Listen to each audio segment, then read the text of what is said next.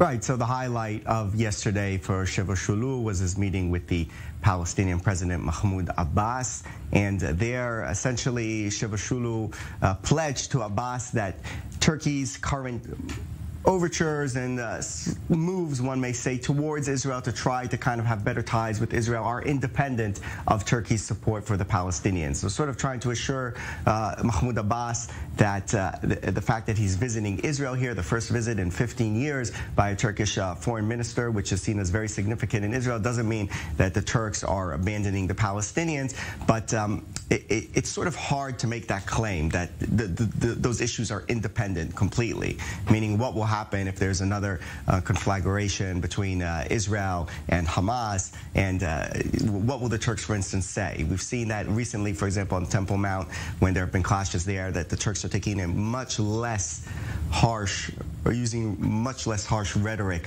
when it comes to those issues. Even the journalist who was killed there in the West Bank. So Turkey are kind of, it's not that they're abandoning the Palestinians, but they are taking a less aggressive stance and sort of defending them in the public, so to speak. Another issue that's important also here to note is the fact that Turkey have close ties with Hamas, which is the group that are at the moment being clamped down on by the Palestinian Authority. So there's a triangle there between Turkey, Hamas, and the Palestinian Authority that is a very, very tricky one to walk, regardless of Israel as well, of course, being the other major player there. So that is a very delicate dance to dance for Çavuşoğlu. It seems like so far he is trying to really keep everybody pleased, so to speak, but it's not a simple task. And also, Alec, just shifting a little bit, because against the backdrop of this visit to Israel by the foreign minister, the Turkish president is actually vowing a new military operation in Syria, and he is quoted as saying that it will be happening soon. So what more do we know about this? Right, so there we're talking about there in Turkey about creating sort of a 20-mile safe zone along from the Turkish-Syrian border inland into Syria in order to prevent potential attacks by the PKK or the YPK, which are the Turkish militias.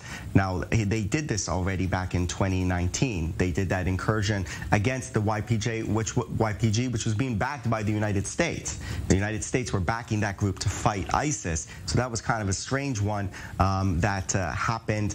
Some people said it had something to do maybe with Trump's kind of somewhat close ties with Erdogan, that he allowed Erdogan to do that move that seemed to be against the interests of the United States at the time. But we can say that the United States right now and other NATO members are not looking with a kind eye at this potential operation, especially considering how many people were displaced in that previous incursion by the Turks, which some people say was the goal.